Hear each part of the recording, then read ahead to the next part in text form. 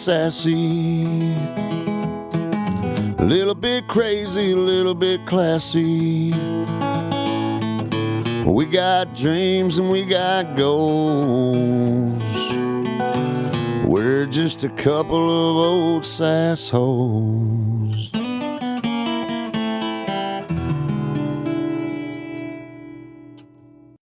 Oh my gosh, oh my gosh, oh my gosh, oh my gosh. I'm so excited. You want to put your hand down so bad. I do, but you just told me not to. Hey everyone, hello. Hi. This is our podcast, A Couple of Sassholes. I'm Brooklyn Maple. I'm Heather Terry. And this is where we talk about true crime. I always say conspiracies, but really we've only done that once. I think that every time you say it. I know, I think it too, but I'm like, fuck it. It's okay. I don't know. All the bad things. Yeah, mostly true crime. Everything bad. Yeah. I didn't realize how bad it was until I figured out that I left my notes from a couple episodes Yes. ago on a coworker's desk. Yes. And she started reading it and got Disturbed. perturbed. Do you think that's what happened? She got just all disturbed. A little bit, yeah. Well, today we're basically celebrating Halloween. Yeah, again. Bitches. Because October is great. It is. And so we're really pumped. And we are doing a super, super de-duper Halloween episode. Like Yes. we've been doing literally every single Thursday. Staying on theme. For the month of October. Yeah. I'll give two fucks. Because I mean, it brings me joy. And there's so much that we could continue to do our podcast well into our 50s. And every single October, bend over Halloween themes and give it to her nice and good. By the time we're 50, we'll be like talking about the color orange just because Podcast we won't ran even out be a of... thing anymore. What? What? We just like our holograms in people's rooms. Yeah. Like, and they get to watch us. Oh, God. Then we'd have to get ready. That's just being alive. Nah. Well, other fun things. So, first we're going to talk about what was Halloween like for you as a kid? Oh, it was fun. My dad really liked it. Are we talking right now? Like I get to go first? Yeah. I just jumped in. Okay. Yeah. Yeah. Yeah. My dad's always been really into it, like costumes and stuff. I think that's where I get it. You had to have gotten it from somebody. So, yeah, my favorite memory, though, was in 8th grade whenever we put a scarecrow outside. And then I got into said scarecrow costume on Halloween and scared the bejesus I bet you love that. About 4 people. I held the bowl of candy, and my dad pretended to be working outside so he could watch. That's funny. It was really That's fun. cute. I like that. I would love to do it again. As you should. We've always talked about doing the Michael Myers at my house. Mm-hmm. And yet here we are going another year. We haven't fully done it. We say we're going to do a lot of stuff. We have a lot of things to do. It's and a very whole true. lifetime to do them. Yes. So Halloween was awesome for me as a kid too. My mom takes every holiday seriously, so that is how I became the person that I am. I remember one year being a ghost, which was literally just a sheet with the holes cut out, and I remember it being too long, and I kept tripping and falling on it all the time. Can I remember it all the time. Good times. So, next one, because we got to stick to theme. We got to move through here because we have fun please shit. pause for 2 seconds? No, yeah. we're not. We can't pause? No. Okay. What? I know what you're going to say. Okay, well, keep going then. I just want to post the photo. I just want to post the photo. I will never speak to you again. This will be the last time. I want to swear post to God. Can I just say what we're talking about real quick? No. Okay, there's a clown photo of Brooklyn that when I went to her mom's house, her mom showed it to me. My parents. They lived Yeah, together, your parents' house, yes. Your mom showed me said photo, and I now I'm have literally trying possession to of it. crush through it and be like, can you not? I would love to contact your family and get something super embarrassing. I'll give them to you. I don't care. But I'm not going to do that. I hate being embarrassed. Anyway, next. Halloween plans this year. You're uninvited from my house. Literally uninvited. So what are you going to do besides not hang out on actual Halloween? Yeah. I'm coming to your house. I don't care if I'm uninvited. I'll show you. I have a key. I can get into your house. So. That's true. I don't even know that I have a fucking key to get in my house anymore now that it's all fucking digital. And what are you and Will going to be that night? It depends. We have 2 costumes. So we're either going to be the Jack Slink Sasquatch and I'm going to be beef jerky, or Which that's probably what we're gonna do because we spent more on that. He spent more on that costume. Mine cost like $4. Well, actually, How are you beef jerky? Because I got a red poncho. I got some brown and black felt. I'm gonna put like I'm making the look. It's not done yet, but I will post a photo. You guys are 1000% what dreams are made of when it comes to costumes. Like me and Travis are like, we love them for it, but we could never. It's so fun. I like to do it, but we spend so much money on everything else, like hundreds of dollars on decorations, hundreds of dollars on just candy this year because finally fucking people came last time. Yep. I can't bring myself to then spend that much more money on the costumes. I love it. But our costumes this year, I'm really pumped about. Travis was like, I just don't know that anyone's going to get it. I was like, anyone who knows Hocus Pocus is going to get it. Anyone over 30. Yeah.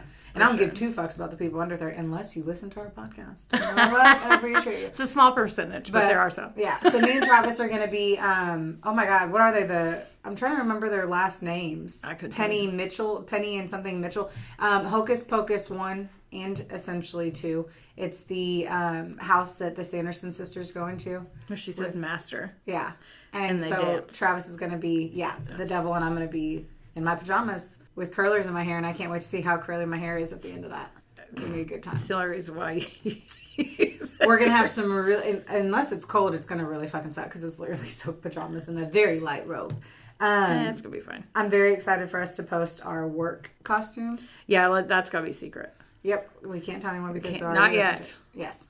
But we will announce that on our Facebook page first because that is going to be posted on Halloween. Yes, we are doing a joint costume. And we have to take it very seriously. And I want us to enter from different parts of the room. Oh, yeah.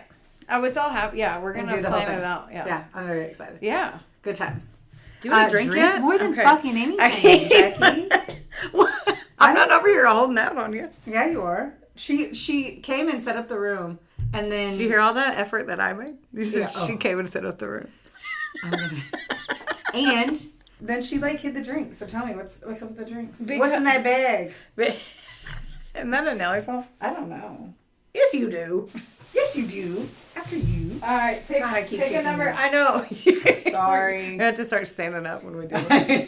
That's what I used to have to do. What? Pick a number 1, 2, or 3. 2. This is so exciting. Okay. Oh. What? Okay. What? Okay. What are you gonna? Hold on. I will. Whenever. Okay. Pick a number for me. 3. Yes. And what's number 1? The one that we're gonna split. This is fun. Okay. So I got Jim Beam classic highball bourbon and seltzer with a hint of citrus. Yep. Ooh, put all these right here. I need to take a photo. I already did. Oh, thank God. You make my nipples harder than rocks. Harder than fucking rocks, Heather. This is a Pabst Blue Ribbon hard coffee. So I think my sister was saying that she hated those. I can't remember because the last time that I hung out with her, it got very hazy in parts. But I thought she had said that she didn't like those. And I think those are delicious. And I brought them to your house. Yeah. Mm-hmm. Wasn't it Will, though? Or I thought it was Will. Will was drinking them one night. Oh, well, look at that. I think those are tasty little treats. Because I got Travis to try it. Yeah, and then he bought them the next night, and he was like, I really can only drink 2 of those. Yeah, that's why there's only 4 in a pack. I took these from Will. Thanks, honey. These are Will's. He had some one-offs. It was like a pick 6. All right, so I'm going to be really honest with you first. What? I hate Jim Beam. Oh, you do? I didn't know that. Jim Beam, oddly enough, when I started getting into bourbon, that's what's in my decanter because we just use it to fill up the decanter at the house. No one drinks it.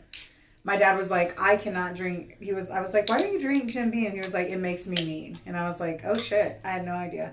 Oh, by the end of this, you're just yelling "fuck you" at me, right? I'm literally just smashing furniture in Angel's office. I do not care for this. Now, I'm all for. No, don't. Why would you? You couldn't have known. I think drinking drinks in the appropriate accoutrement. You will work that in. I love that word. Can't spell it. I don't know how.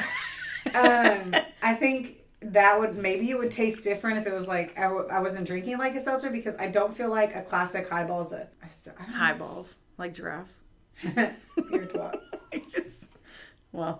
She says as she spills it down her shirt.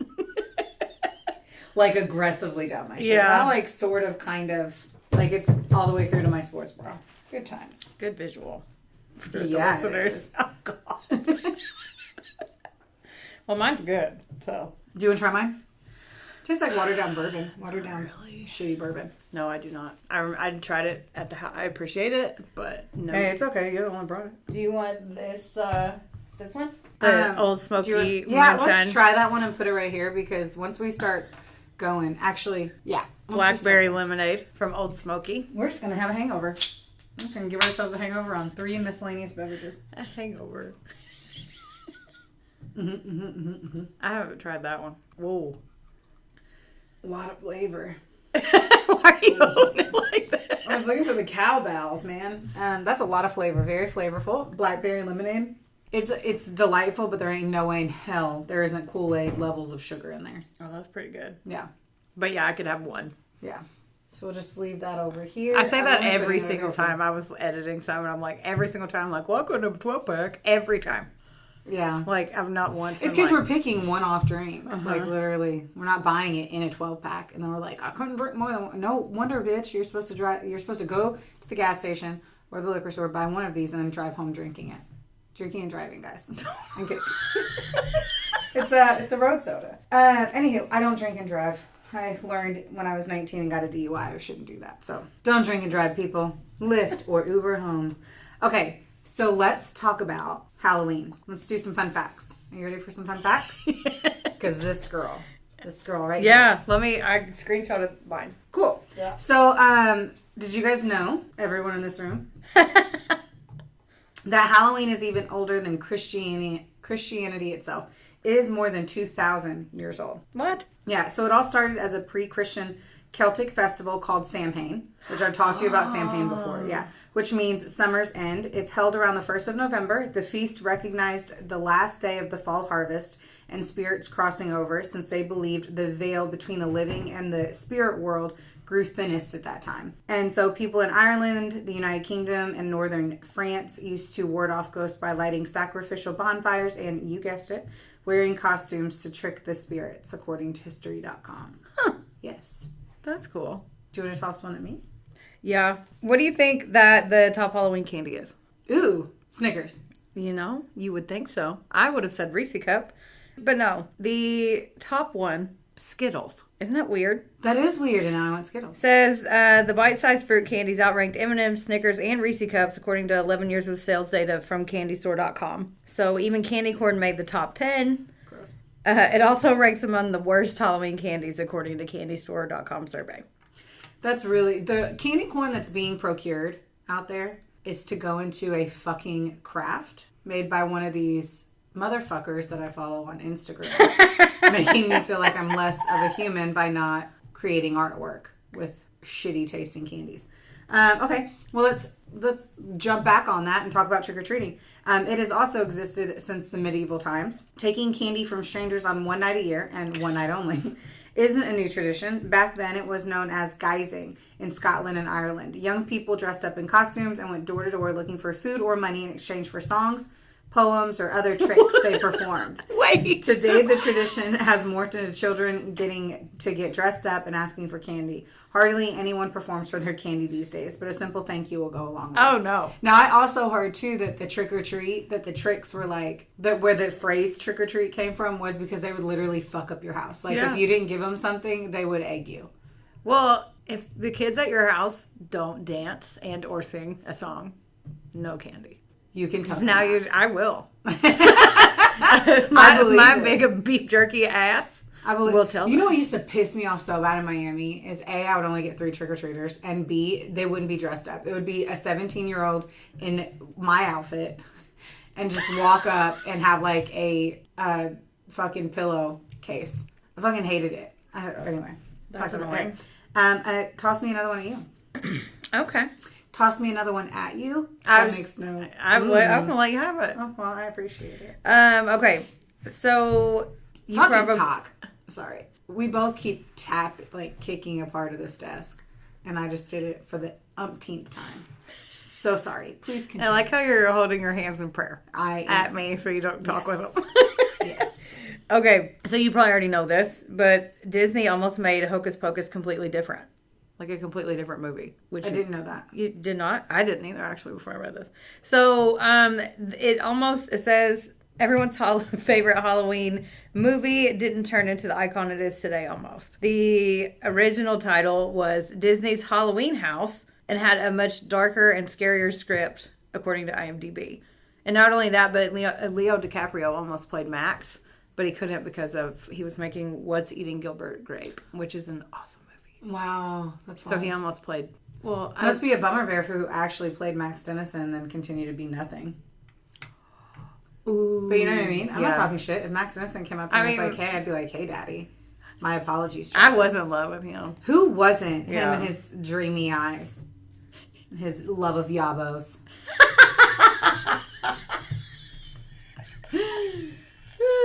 That caught me off guard. I could tell. Okay, so another one that I was interested in was how much money do most Americans spend on candy, decorations, and costumes?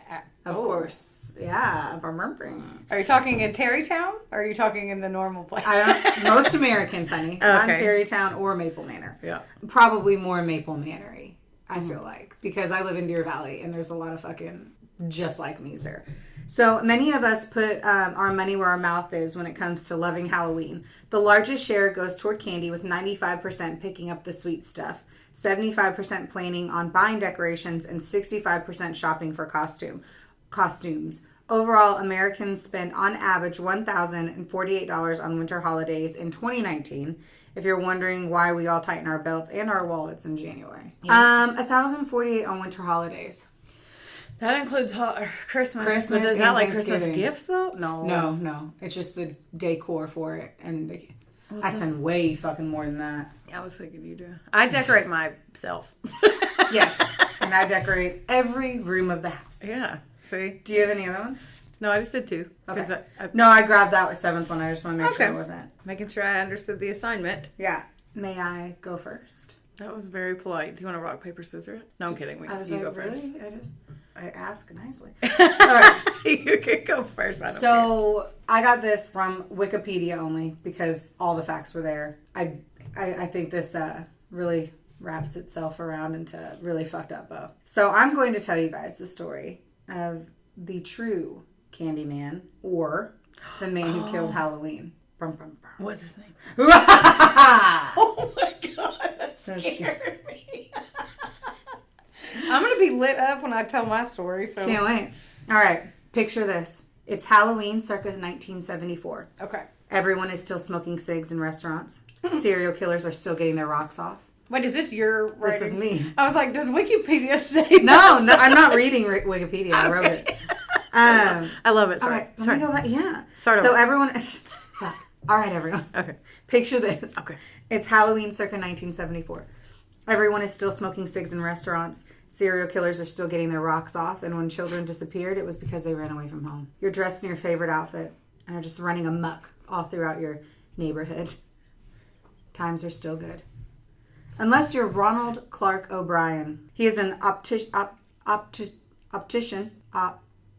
yes, at Texas State Optical in Sharpstown, Houston. He lives with his wife, Daneen. I believe I'm saying that right. She was born in 1966. I feel like trying to give some times here. Okay.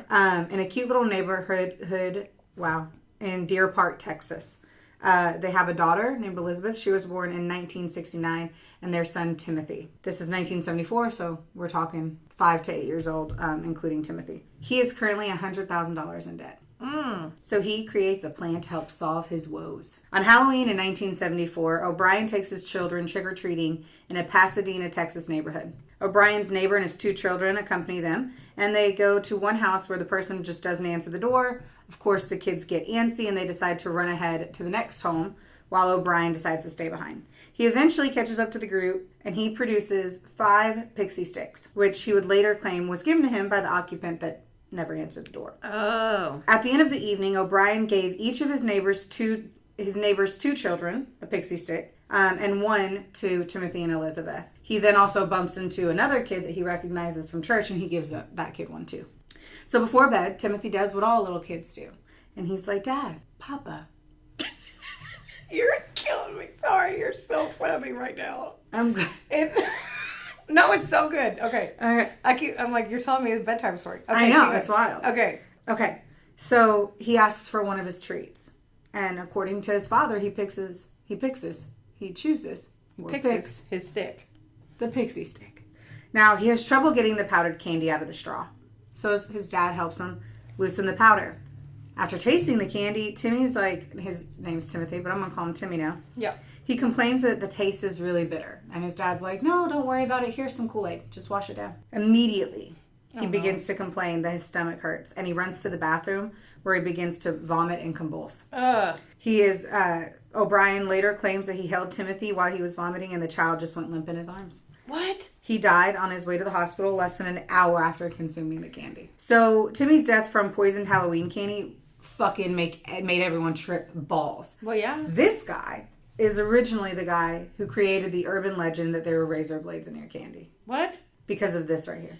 There were never razor blades in candy. This happened, and that's what created it. So then people just spiraled out? Yeah. So then all these parents in Deer Park and the surrounding area, they start turning in their candy to the police, fearing that it was laced with poison. The cops don't even think it's O'Brien at the time, and they're really worried to try to figure out what happened. Imagine you're a kid, and you just got your Halloween candy, and the very next fucking day, so you've eaten it, you don't know if you had anything, but the next day, they take away all of your fucking treasures. Oh, man. And I've always been a thick girl. That would have been, like, bad news. Yeah. I'd be like, bad can we news. go Emancipate myself. I'm up for adoption now. I'd be 8, and I would run away from home. Give me... I'm leaving. I am out of here. I'm out of here. I'm going to get a job. So I can buy my own candy. Fuckers.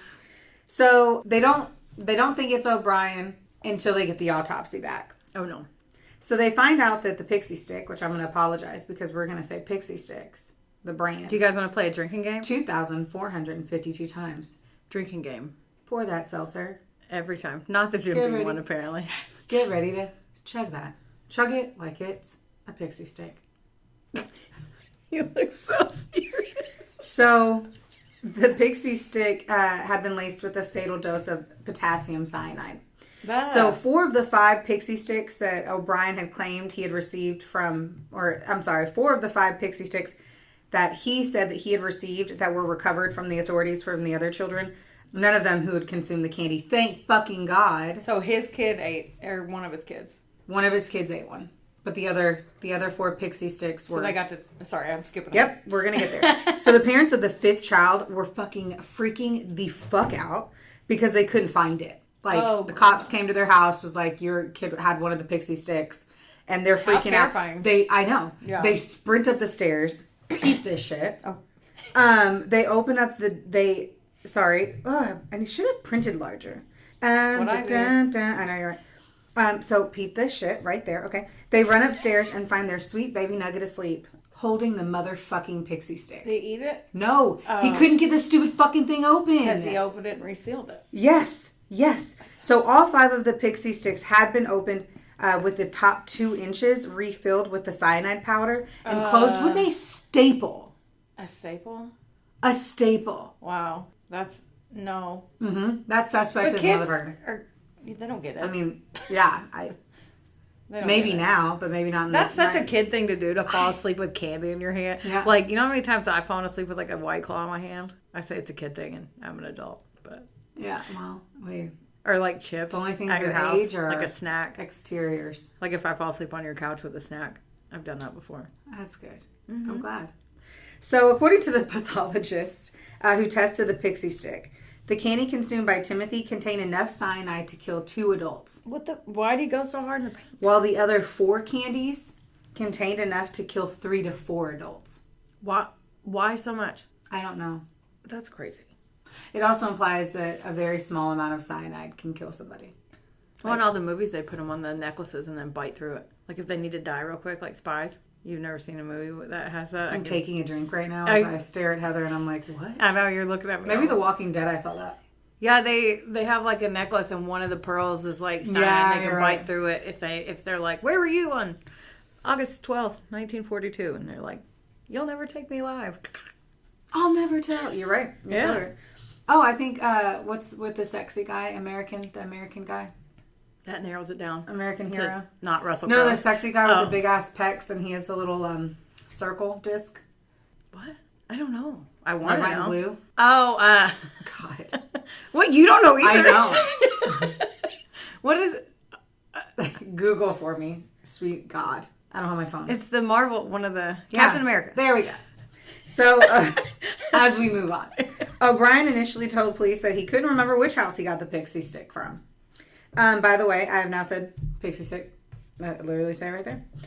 Police became suspicious because O'Brien and his neighbor had only taken their children to homes on 2 streets because it had been raining. So already shitty fucking luck of how much candy they got.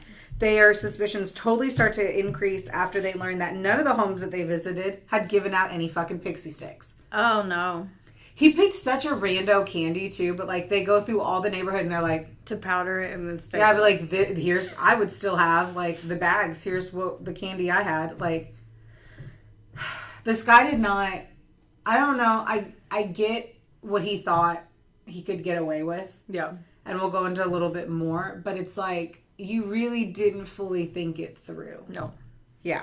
So they keep walking the neighborhood with him and the cops 3 different times.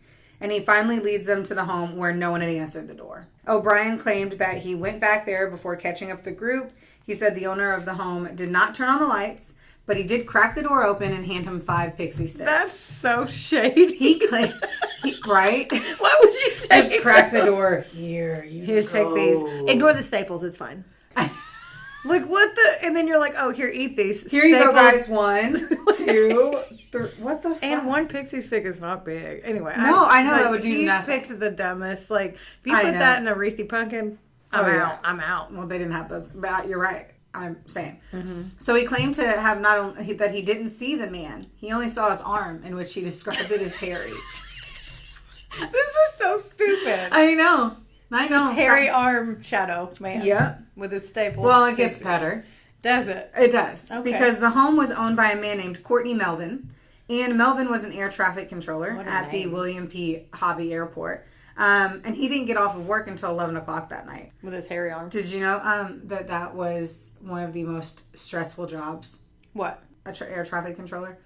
Like, that was in the top... I think it was the top most stressful job in the world at the time. Like, whenever I'd done a random Google search. Anyway, the police ruled Melvin out as a suspect because over 200 people confirmed that he was at work that day. Wow, that's it? They could be lying.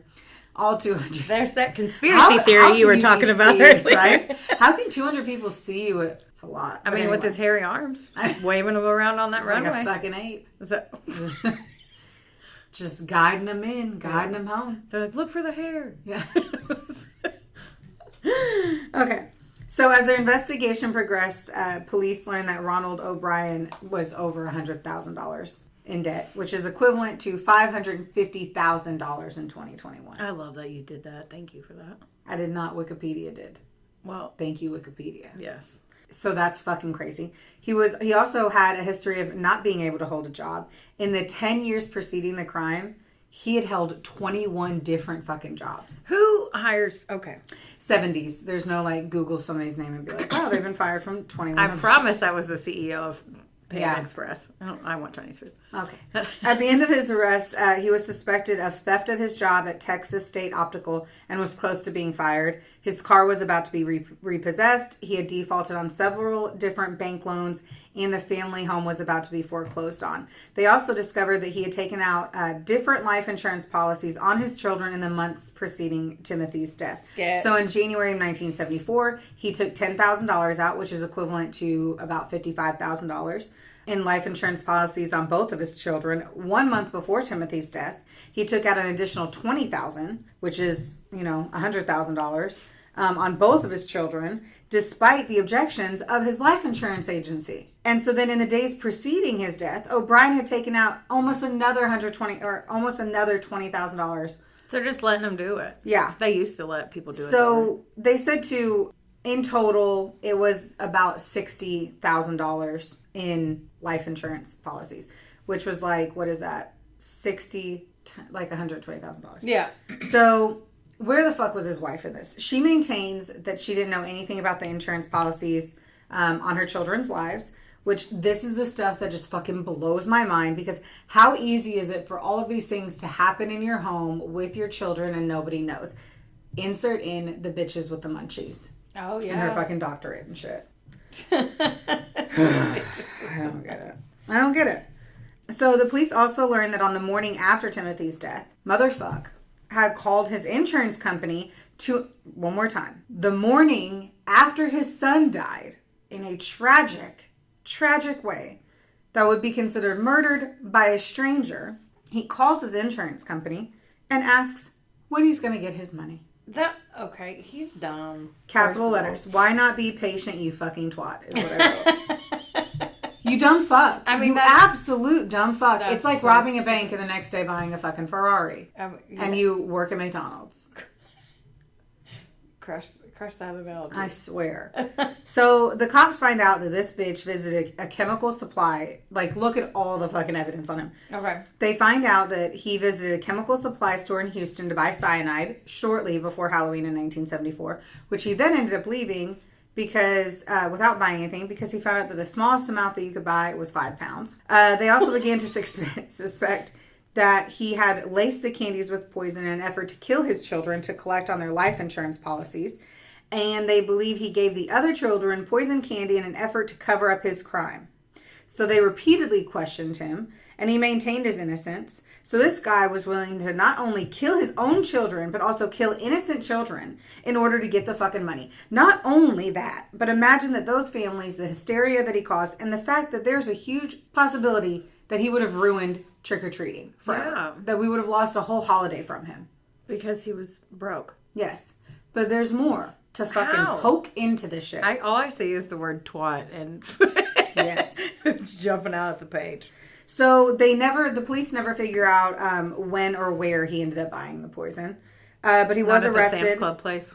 Yeah. The Sam's Club of poison. He was arrested for Timothy's murder only 5 days later on November 5th. That's pretty quick then. Yep. He was indicted on 1 count of capital murder and 4 counts of attempted murder. He entered a plea of not guilty to all 5 counts. The trial began in Houston on May 5th, 1975. During the trial, a chemist who was acquainted with O'Bryan testified that in the summer of 73, O'Bryan contacted him asking him about cyanide and how much would be fatal. What? A chemical supply salesman also testified that O'Bryan had asked him how to purchase cyanide. Friends and coworkers then also testified that in the months before his death, O'Bryan showed an unusual interest in cyanide and spoke about how much it would take to kill a person. O'Brien's sister-in-law and brother-in-law testified that on the day of Timothy's funeral, he spoke of using the money from Timothy's insurance policy to take a vacation and buy other things. On the day of his funeral?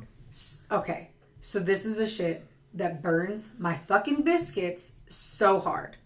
So he explains, this also explains that he is in so much debt, but that he did that not to get out of debt, but to enjoy the money in a frivolous way. How dumb. So it wasn't even to pay off his debts and try to live a better life. It was so he could waste it on vacations and to buy new shit. Wow. So he's even a bigger piece of absolute donkey dick.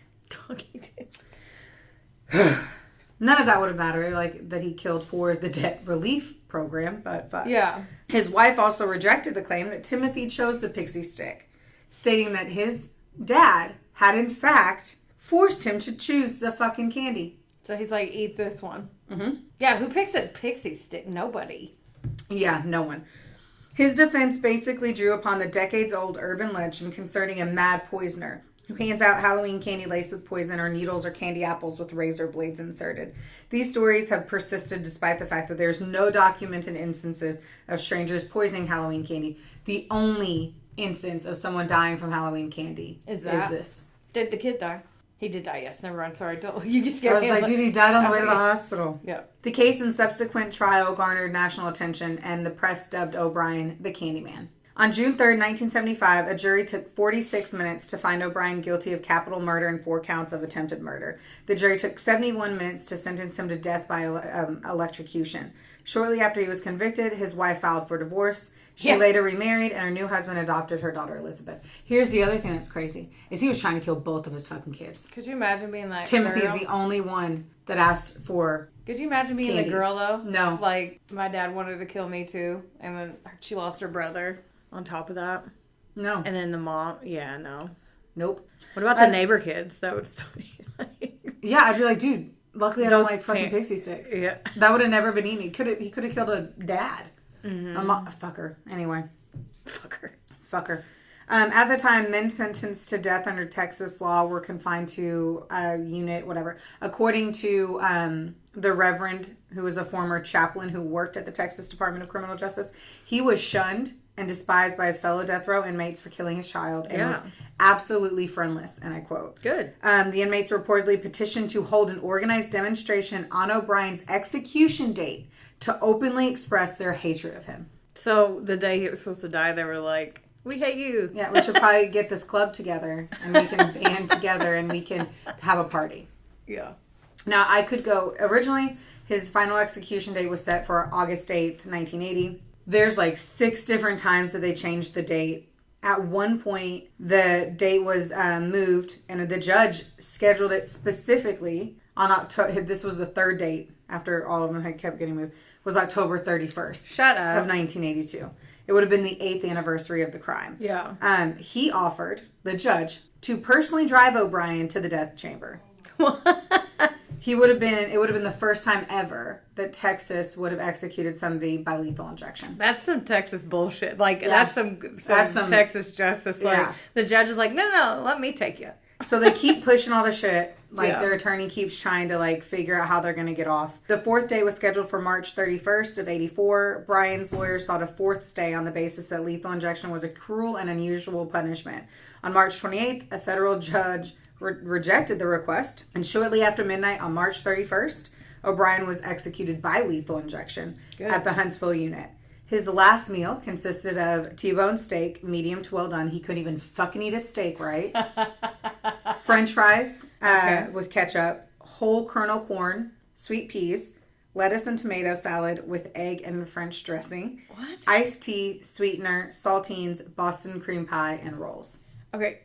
I'm not eating a salad for my last meal, but I won't dive into that. Cause I heard the word salad, and I'm like, no. Yeah. No. What would your last meal be? You've asked me this before, I feel like, and I don't. Everything bad all at once. Like sushi, tacos, pizza, chicken Alfredo, crab rangoon, some kind of pasta, crab legs, and I'm going to make everybody sit there while I eat steak. 12 pounds and steak and a baked potato, and I'm hungry, so I want to... We'll keep going. Yeah. Are you ready for his last words? Oh, God. Yeah. Happy Halloween. That would have been fire. What was it? Like trick or treat. Right? That would be the good ending to a movie. Well, let's tell you more. Oh, no. Here's what he said. Okay. What is about to transpire in a few moments is wrong. However, we as human beings do make mistakes and errors. This execution is one of those wrongs, yet doesn't mean our whole system of justice is wrong. Therefore, I would forgive all who have taken part in any way in my death. Also, to anyone I have offended in any way during my 39 years, I pray and ask you for forgiveness, just as I forgive anyone who offended me in any way. And I pray and ask God's forgiveness for all of us respectively as human beings. To my loved ones, I extend my undying love. For those close to me, know in your hearts I love you, one and all. God bless you all, and may God's best blessings be always yours. Ronald C. O'Brien, Ryan C. O'Brien. P.S. He said a P.S.? Yes. Okay. During my time here, I've been treated well by all TDC personnel. During the execution, a crowd of 300 demonstrators gathered outside the prison and cheered, "Trick or treat." Stop. Okay, first of all, he got to leave a Yelp review for the prison, so that was funny that he put P.S. Yeah. Well, everyone was nice. 10 out of 10 He doesn't recommend. say anything about the fact that he killed his son. I know, at all. He sucks. And I love that everybody said trick or treat. Yep. That is the infamous story of the Candyman. Or the man who killed Halloween. That was really good. Good job. You I feel good about that one. You should. As you should. I know. You don't have to drink that. I feel bad. I want the buzz, bro. All right. She's in it to win it. Yep. Okay. Let's do it. Do it. Ring, ding, ding, ding, ding, ding.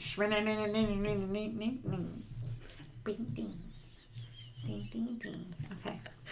All right. Now I'm ready. Okay. So this is the disappearance of the candy heiress, Helen Brach. Yes. Brach candies.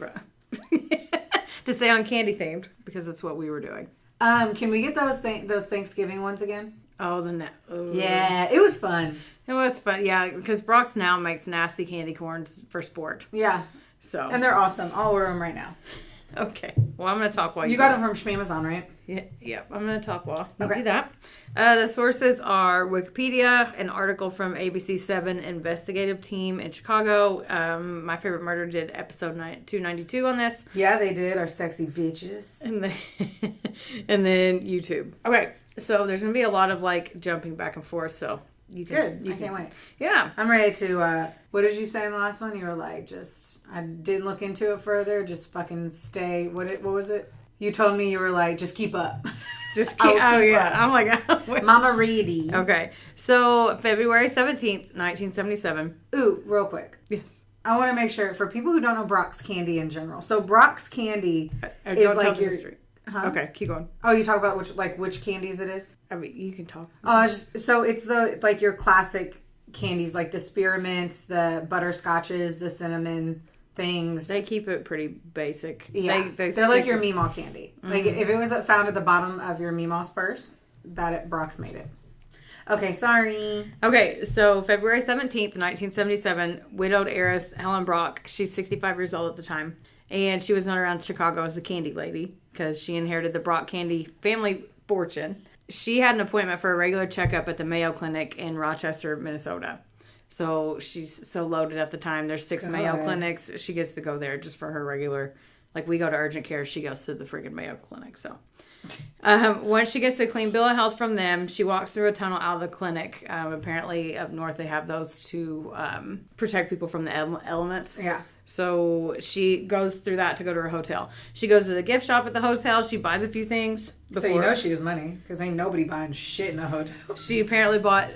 There's a bunch of different discrepancies in the info, but somebody said she bought hand towels and like face soap or something.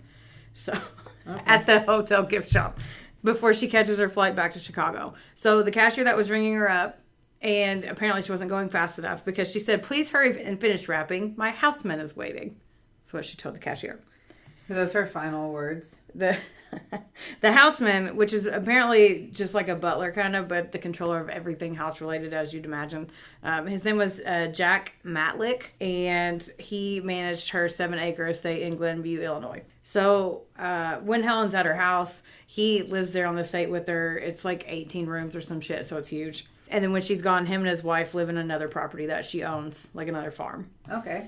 So free Rich house, bitch. yeah. So when she says he's waiting, she meant he's waiting at the airport to pick her up for a flight. Not like he's waiting. You would think he was, like he was like if you're like he's waiting. outside. Like if I was in another city and you're like I gotta go, Heather's waiting on me. Like no, you would think I was outside. Yeah. So I wish you were. So Jack said when her flight landed and he showed up in the Jeep, she got real pissed because she had wanted him to come get her in her pink Lincoln Continental. So she sounds like kind of a bitch. If you got the money, I don't know. And then she had a pink Lincoln and a lavender Rolls Royce because those were the colors of Brock's. So she had those cars. Good for her. Mm-hmm. I know. That's what I said. Either that or she was really good at Mary Kay. So he was like, well, I was running errands, so I didn't have time to swap the cars. So whatever. Like, it was either you wait on me or, So he took her back to the house, and they were apparently there for the next 4 days. On Monday, February 21st, around 7 a.m., Jack takes Helen back to the airport to catch a flight to Fort Lauderdale to visit her friend Richard Bailey. But for the next 2 weeks, no one sees or hears from her anywhere, like in Florida and Chicago or anywhere. Like, she gone.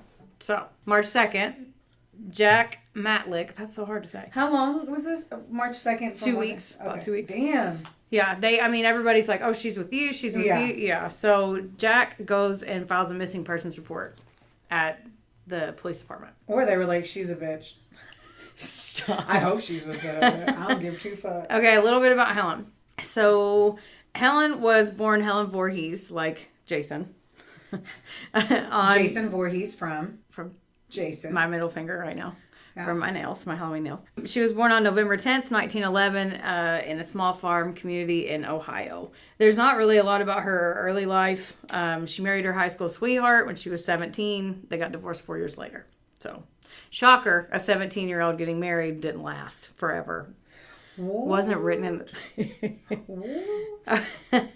So she decides, like, fuck this, I'm going to make a new life. So she moves away. She gets a job as the coat check person at Palm Beach Country Club. I'm going to make a new life. She goes on vacation and then she, like, finds a job while she's down there. And she's like, I'm staying. So she gets a job as a coat check person in Palm Beach at the Country Club in Florida. So Karen on My Favorite Murder kept making a point to say that she was redheaded. So, like, she had a ton of fun. Like, everywhere I read, they made it apparently, like, redheads back in the day. Like, or blondes I now. guess. I guess. Which might be the name one. Like, a single girl in her 20s, like, working around all these, like, rich people in a country club. Is she pretty? Everybody said she was. Okay. Well, that would explain why she was having fun. Because if this girl was ugly, they would be like, they're not going to be like, you're busted. We're going to put you and your red-ass hair up front, taking everybody's coats. And why do they need a coat check? I mean, okay, it's Florida. I don't feel like... Anyway. Okay.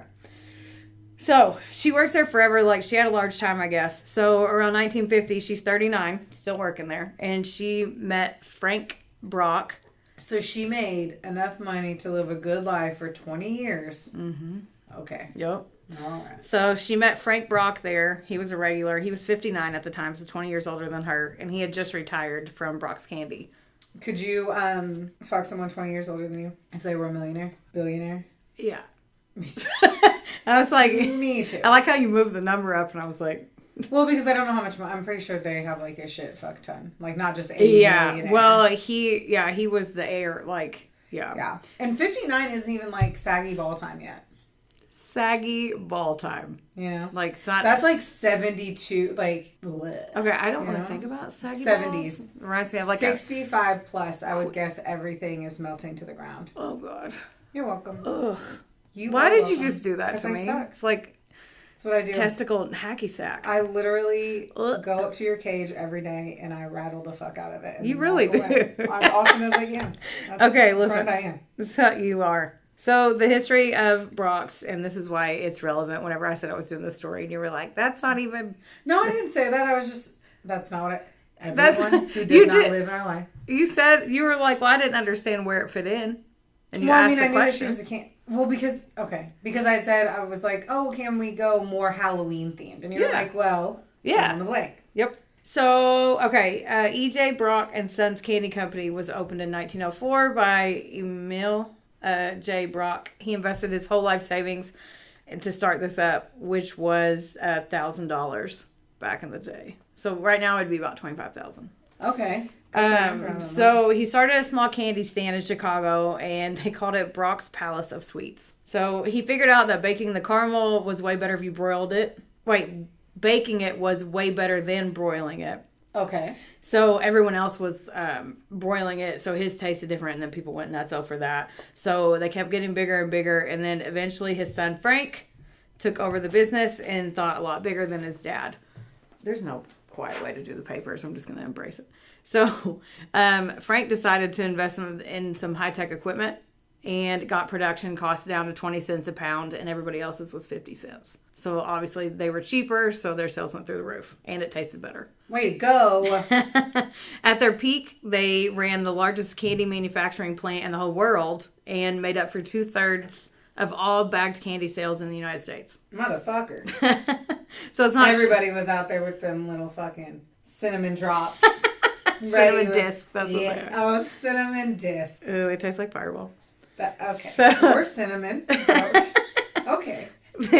So it's not shocking, though, that they were one of the first candy companies to sell individually wrapped and packed candy. So it's perfect for Halloween. So, full circle.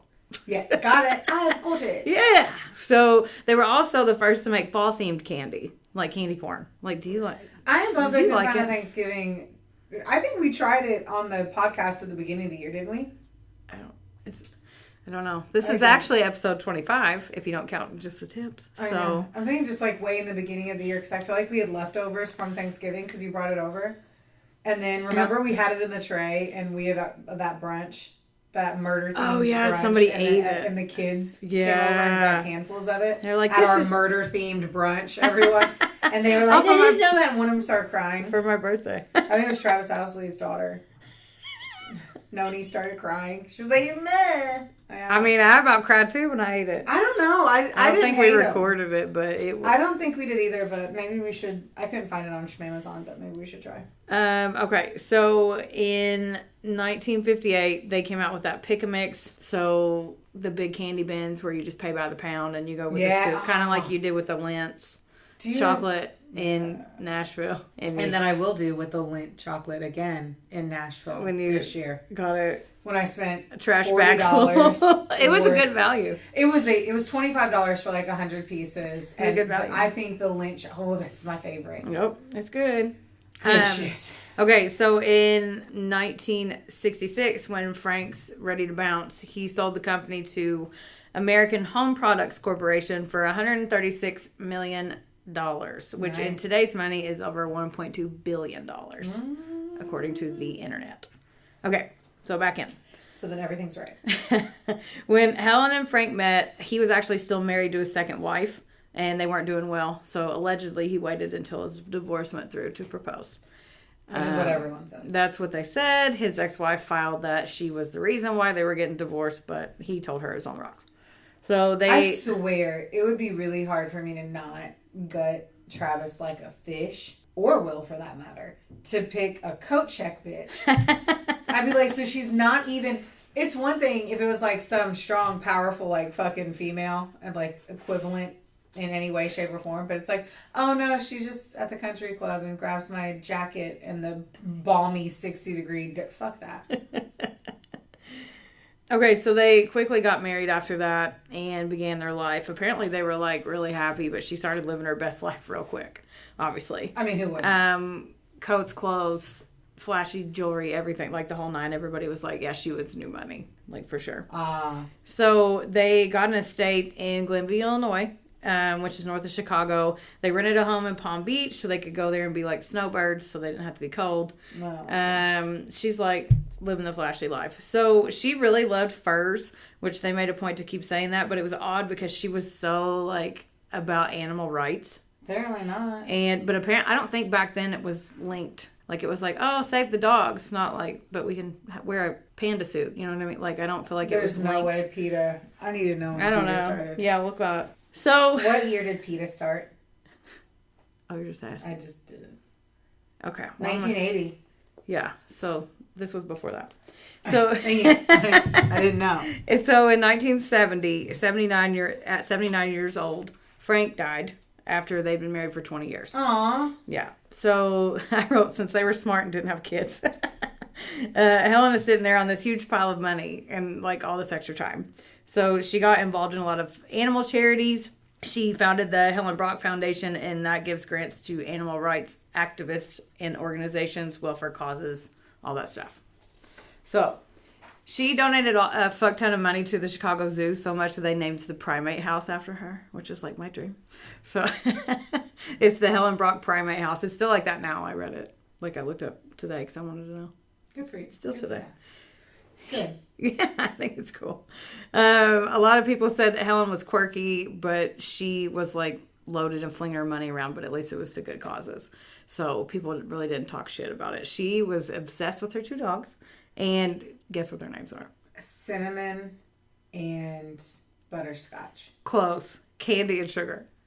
Ah! Stop it! I knew you'd like that part. I do. Little nuggets. Little candy nuggets. Little nuggets of sweetness. Oh, I like that. So when her dogs pass, oh boo, she built a pink marble mausoleum for them. Basically like, what? Like... She buried Frank in there too eventually. So that cost over $500,000 back then. I didn't do the math on that, but that was back then money. So whoa. Yeah. So like $3 million. Yeah, she was super into journaling too. So put a pin in that. And automatic writing, which is basically like a psychic goes into a trance and then the spirit world is supposed to guide what they write down. Okay, well. So like she seems like I would hang out with her. Okay. So she's super popular and she brings friends over all the time and all that stuff. They said she's always on the phone talking to him. Like she's got a good social life. Yeah. This is why it was wild when no one talked to her for 2 weeks. Like nobody knew where. She's always hanging out. Well, no, with it's not like they were texting her. I know, but they used to call her house all the time and show up. You know. So when Frank went to, I wrote Frank, it's supposed to be Jack, because Frank is dead. So Right.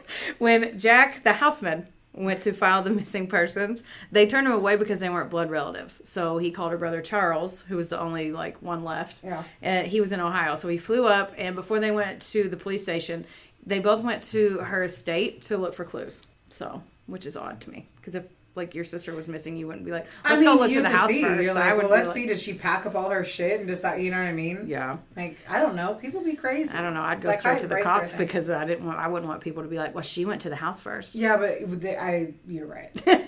You've seen enough shows. I know. At this point, I'm like, I almost texted you last night because you took too long to respond. I was like, respond to me in 3 minutes or I'm coming over to your house. And I knew you were at home. And I was still about You have my location. You can see the dot. I can see that your phone is there, but your dead body could also be next to it. Just saying.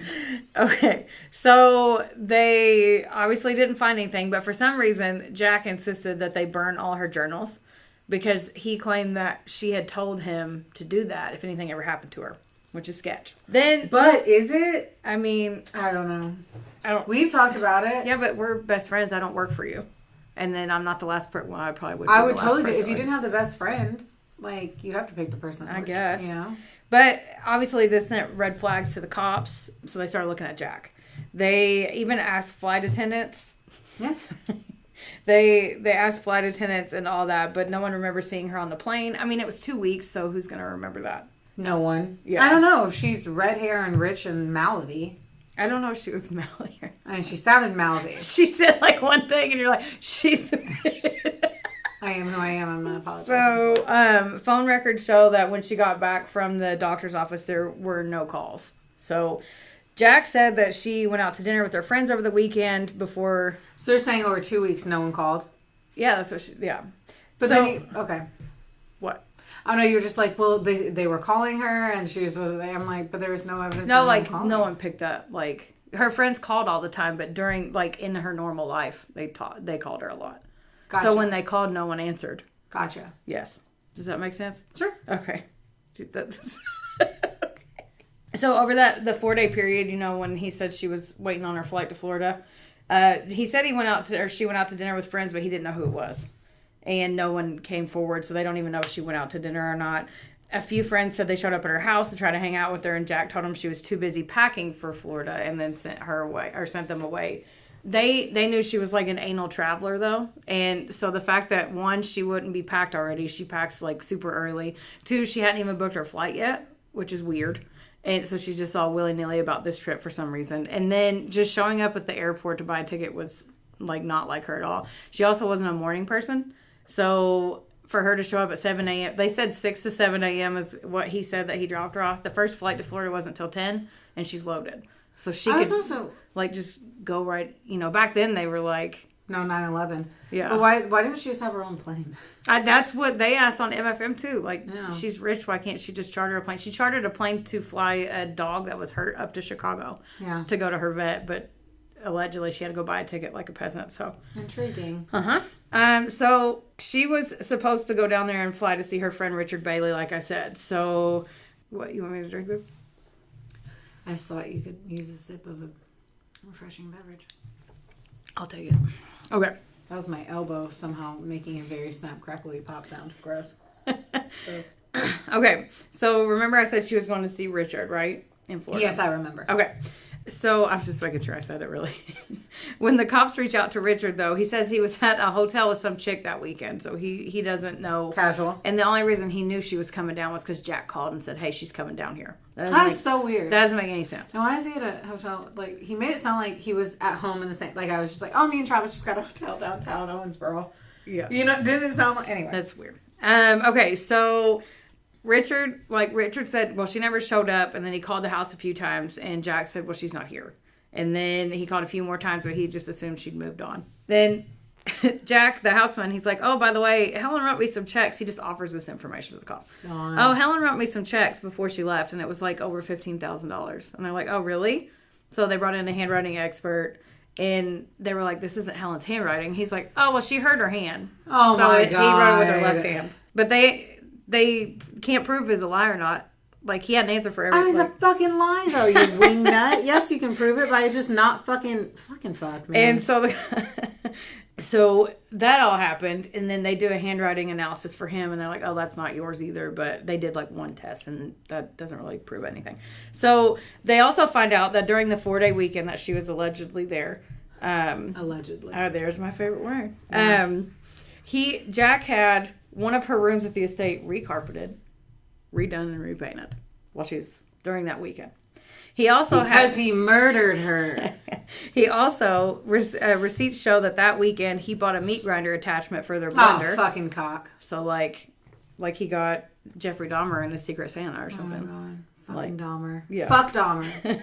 So all this combined obviously makes the cops think that Jack killed her at the house and used the meat grinder. They checked the meat grinder though, and it was clean. No traces of anything. And it was so small because it was for a fucking blender. So you couldn't really dispose of like a whole person that way though. I mean, you could... Never mind. Speaking of Dahmer. So they went back to the people who redid the room. They said there was nothing out of the ordinary when they got there. Everything looked the same. The gardener said... Do you think they're going to be like, oh, well, there's blood splatter? I mean... You know he cleaned it up. I don't know, though. I mean, you'd see some shady shit if you, like, they asked you to I think redo the ripping whole up the room. carpet. Yeah. Because they redid the whole room. Yeah. So, yeah, I think they... I don't know. But the gardener... gardener... you could strangle somebody, right? Like, you could fucking strangle somebody. Yeah. And they were like, you know what? I don't want the evidence to be in the room of her ripping out my hair or some shit. I don't know. I don't know either. I'm very passionate about this. I know. So the gardener said that he saw Jack in the house with 2 strangers. One of them was a woman wearing a large dress and a red wig. That's... Yeah. Whoa. The cops found a receipt for Monday. That was the day that Helen was supposed to go to the airport. On Jack for a toll booth that was close to an exit by a farm in Ohio that she owned. Shut up. Yeah. They go in hard on him. They make him tell a story over and over and over again, but it never changes. Which normally, if they're lying, they slip up some way. Or it's exactly the same every single time. Yeah, he definitely says he's innocent. He's like, we never fought, and like he worked there for over 10 years, and he had a free house. Like, why would he? He's like, and he said he's not even in the will. Like, why would he do that? Do we know his age? I can't remember. Were they like fucking age? Were they within? They fucking could have ages? been. I mean, she was. I'm scared. Yeah. I mean, I'm sure they probably could have been. I'm sure the journals was like, today. My houseman. By me. My houseboy became a houseman. That's what she... He's starting to look finer and finer every time. Oh my God. He mans my house. I want him to man me. Do you want me to stop? Awesome. Yeah. So he was making around $7,000 a month. So like he wasn't in the will. So he didn't stand to gain anything. He had a good job that he liked. He had a free house with his wife. You know, like he was like, why would I even do it? Do it. So he had a pretty good thing going. So he said he showed the cops her will. Like, I don't know why he would have it, but he said he showed it to him. But they said no, he never showed it to us. I'm just super curious if he's like her 100% right hand person. Pretty much. If that's the case, yeah. Then it makes sense why he knows everything. Why he is the one that deletes the journals, because she's like, I cheated on my fucking tax returns in 92.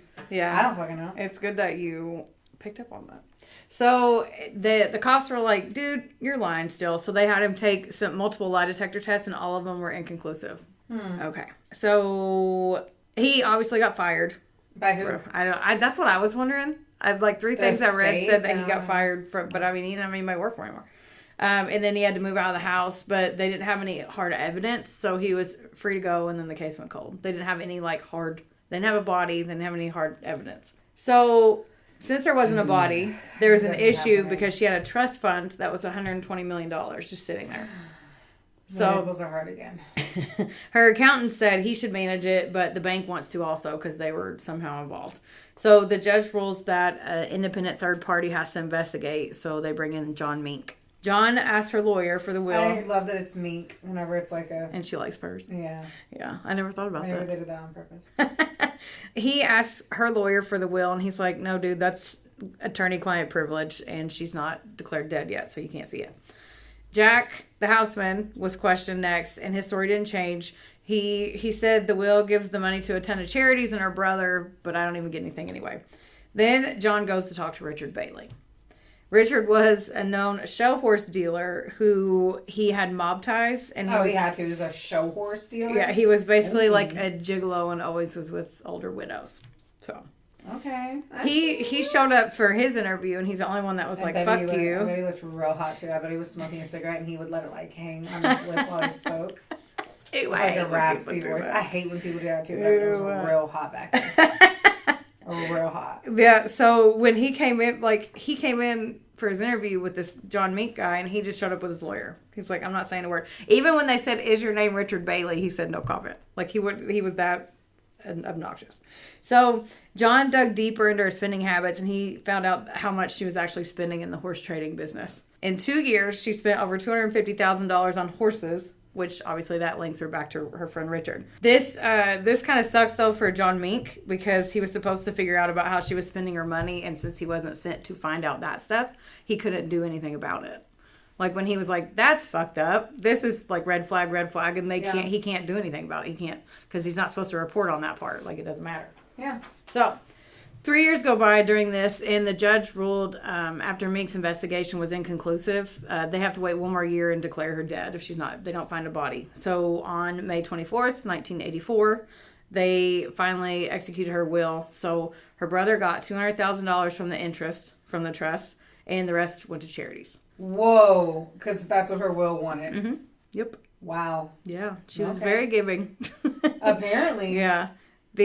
So Jack So she wasn't mouthy. She got mouthy. I mean, we're good people, but we can pop off at the I'm mouthy as a motherfucker. So I keep writing Jack the Houseman because I don't like his last name. Jack the Houseman said that he wasn't even included in the will, of course, but he still got $50,000. But he eventually had to give it back because of the check, weird stuff with the check. Because her brother Charles was like, dude, you took money already. You weren't even supposed to get any money. Why did you get money? So he gave it back. I wonder too if he was like, dude, she's fucking missing. Here's her checkbook. She would never notice the money, but if she's already missing, yeah, I don't know. I would just be like, give me money. Right? Like, just give Heather. If I love Will, so if Will just has a shit ton, I don't know what the situation is. Let's just assume that William Terry the 14th, which is what he is. Well, I'm not gonna say his full name. Anyway, so let's just say he had all the money and be like, Heather, throw a dog a bone. By a bone, I mean a couple G's. I could use it. Please and thank you. You know I would. I know, so I would just ask instead of like going through your purse like a fucking drug sniffing hound and trying to get shit out of it. Okay, so okay, back in. In 1989, several women were victims of interstate wire fraud. So all this linked back to the Chicago horse business, and guess who was in the middle of that? No. Yep. So on the outside, he looks like an honest guy who just owns some stables and stuff like that. But he ain't stable. Dork, I love you. Okay. However, he's wrapped up with the people called the Jane Gang because... So I laugh too. Silas Jane is the head of it. That's why they were called that. Because I was like, what is it? A bunch of women with bobs that are I don't know. I'm over here thinking angry? nunchucks for some reason. Nunchucks. So they were running like all the horse business in Chicago, and Richard and Silas were like super tight business partners. So basically, Richard, he preyed on older loaded widows to get them to fall in love with them, and then tricked them to spending way too much money on horses that aren't worth it at all. Oh, he took all their money, and then he would just leave them and ghost them, or he would hook. There was a couple times where he like basically passed them on to some of his shitty friends to take even more money from them. Like, I don't know how the fuck you could get me like that, but okay. Basically, it was quoted to say that he would sell grade F horses at a grade A price. So he did this so often, he got the nickname the Galloping Gigolo. It's very catchy. So in 1973, when he met Helen, they were at a restaurant, and then they started dating soon after that.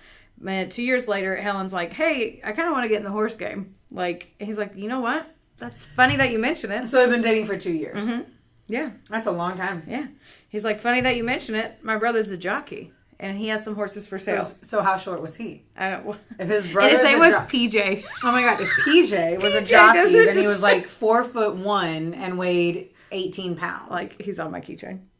Just a little pocket jockey. Yeah. So, okay. She ended up buying 3 horses from PJ for $98,000, but they were only worth 20. Not even 20. So they're still dating or whatever through 1978, and Richard sets up another horse showing for her.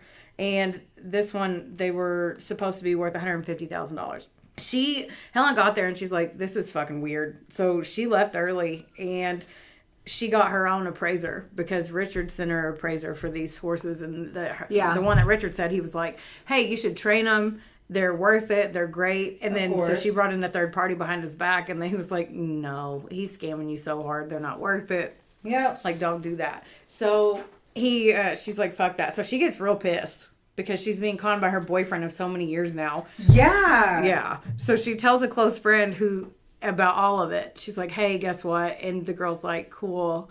I'm friends with the state attorney. So she actually set up a meeting with the state attorney. But guess what it was supposed to be? After she got back from the doctor. No. Mm-hmm. So 20 years later, we're going back forward. Going back forward? Yeah, this was in the 70s, and now we're in the 90s. Okay. So that was an oxymoron. It was. So the assistant attorney, he reopened all this and like worked his dick off for 5 years to get enough evidence, and they finally brought 29 counts against Richard Bailey for fraud, conspiracy to murder, soliciting to murder, and like all kinds of shit. So he pled guilty to the fraud and racketeering stuff, but anything associated with the murder, he said no. He said not guilty. So during the trial in 1995, they uncovered that Richard knew she was going to the state attorney's office. Like somebody came forward and she went to him and was like, fuck you, I'm going to tell on you, which big balls for her. Yeah. Because that would have been like, I've got another doctor's appointment. I said shit. Yeah, I know. She was like so mad with about mob it. ties, I'm not telling shit about fuck. Yeah, she was pretty mad. Sorry. But this was the most that anyone had ever confronted him. Like, or them. Like the whole gang, whatever, the nunchuck people that you think. Yeah. So not only would like their whole operation be at risk, but he would look like a snitch in all of it too because she found out. So I can't believe she's like, anyway. She's yeah, the smartest one to look. Apparently, like a shit ton of people were involved in her murder because so much was at risk. So they couldn't figure out. One person did come forward and anonymously and get immunity and tell the story. So they said that Helen was actually picked up in Milwaukee or Minnesota. I think it was Minnesota. I wrote Milwaukee because I couldn't remember, but I remember now. Okay. She was just correcting it. No, I was like, all right, whatever. She was picked up in Minnesota, and they brought her back to Chicago. They said that she was either beaten or strangled, and the guy that told the story was actually forced to shoot her after they put her in a bag twice to make sure she was dead. Because they didn't know. So they took her to Gary, Indiana, and they burned her in a steel furnace. My fuck. Yeah. So why was she in Minnesota? Yeah, she was at the doctor. Oh, so she went to the doctor's, and they picked her up there. Okay. And brought her back. They were saying she never got on the plane from. She was supposed so high. Got it. Yeah, she was supposed to be on that plane, and that no one said they remembered her. And it's probably because she wasn't ever on the plane. Motherfucker. Yeah. So, okay, Richard, he was 66 at this time. He was given first a life sentence, but then they reduced it down to 30 years. So they also arrested 19 people for other horse-related shit and murders, and they got to close a bunch of stuff just because of this one. So, I mean, at least there's a silver lining there. Richard's attorney tried to appeal it because there was people talking during the investigation that other people in the Jane gang, like, I just say it just to make you laugh. The other people, but it got denied. So they were saying he didn't call the hit on her, someone else did, but it was denied because there was too much evidence. He was asking people to kill her. So yeah, so he was the one who was going to get hurt the most. Yeah, exactly. So get this, he was 90 when he was released from prison. Wow. Yeah. He said when he got out, he told the press that him and Helen were in love and they were going to get married. Yeah. Like, not just beside the fact that he told the cops back then that he was banging some chick at the hotel. Right. Like, he was like, oh, no, we were in love. Were you? Because when I said that your not girlfriend was missing, you said, oh, I was fucking some girl at the La Quinta. Like, what the La Quinta? What are you so tell the kid? So Jack the Housman, he died in 2011, and to his death, he said he had no idea what happened to her. But I just want to know if he got, like, tied up in it somehow, because why is he telling people she's not there? Why is he saying he drove? Like, why did he have the receipt? Why is he, you know what I mean? He never got linked to any of it, but it's still sketchy. Like, for all you know, too, whenever it involves the mob, they could be like, we're going to kill your wife. Yeah. You're going to do these 3 things. You're going to destroy her journals. You're going to take out fraudulent checks. And you're going to drop off blank by blank. Yeah, because he had that receipt for a farm. So it's just sketchy. And it was in Ohio, right? And that's where... Well, they took her to Indiana, but he was in Ohio. Yeah. Oh, Gary, which is, I mean, still, though. Still drivable. Yeah. So that... But nobody knows. So... Because he died. And he never told anybody to his death. He just said, no, I don't know. I keep telling you I don't know how to do it. I bet that they did something and threatened his They had to life. have. Yeah. So, since she was declared deceased, the Helen Brach Foundation continued, and they've done a lot of good in Chicago area. Like, they're still alive and kicking to this day. So, it's still unsolved, but they help, like, the homeless and all kinds of other charities and stuff in Chicago. But that is the story of the candy lady, Helen Brach. Well, bravo. I know, I wish it was a movie. It should be. It should be for sure. Because then you start to think it was the one guy, and then you're like, oh, she's got a boyfriend. And the boyfriend's a piece of shit. And older. I don't know why I'm like, they're all hot. I don't know. George Clooney. Yes, please. Oh, that would be a good Richard Bailey. George Clooney. Yes. For sure. Yes. Mm-hmm. I'm in for it. I'm in for the movie. I'm down for the movie. Yeah. Yeah. I think my Candyman movie would be boring, so instead they created their own Candyman. Yours wouldn't be boring. It would just make me angry. It would be a Lifetime movie. Something very very Jodi Arias-y, if you will. You know? Just like a really creepy fucking dad. Just like, I'm creepy. Oh my God. Speaking of creepy, there's a book. I know that you don't read that much, right? And I get that because either you read or you don't. Who fucking cares? Mm-hmm. I'm not over here to kink shame anybody.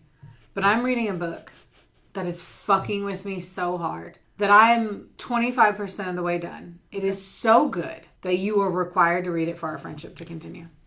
Okay. You just wanted to say it on the podcast, so it's called, Okay. Yeah, but it's so good. Last night I was reading it.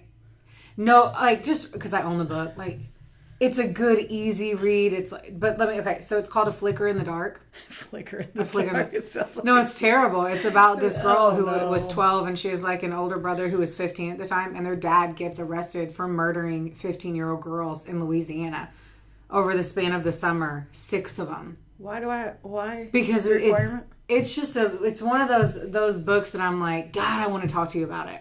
You know? That I think you'd read it and you'd be like, wow, it's written really well. It's a page turner. It keeps you engaged. Right. It's definitely not like me being like, we should read Simple Rules or Good to Great. Like, it's a fun read. Okay. Not a fun read because that makes me sound psycho. I was going to let that. I wasn't even going to call you out for saying that. It's real creepy. Like, I just got to the part where they're like admitting, like where their dad is arrested and they're like, what the absolute fuck? And it goes through court and they're watching it. And the dad's like, there's darkness inside of me. So like I could not imagine my Papa Bear being like, yeah, there's a darkness in me. I like to kill.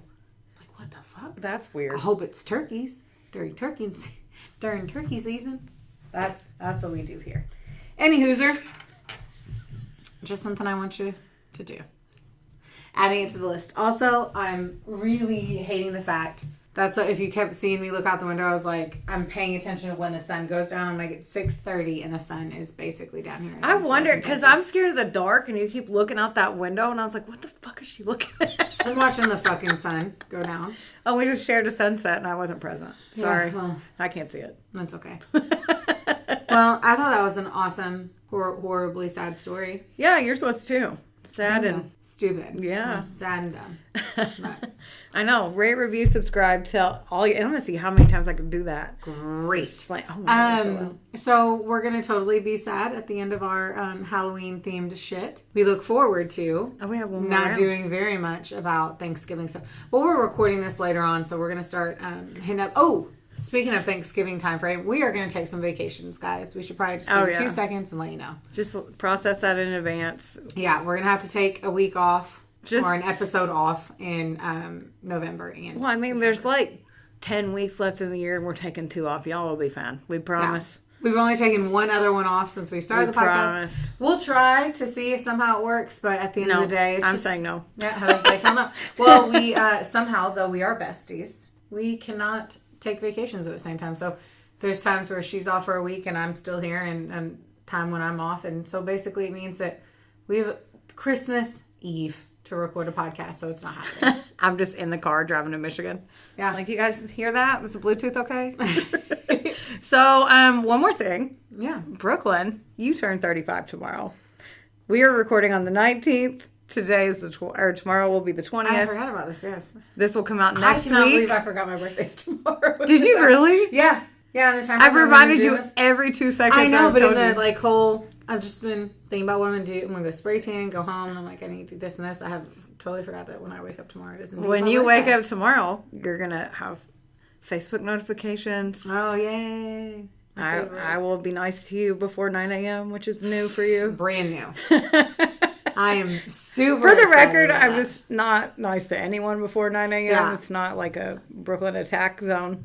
Yeah, no, she's a little angry bear. Yeah, takes me a minute to get going. Anyway, 5 hours, but yes, tomorrow is what time were you actually born?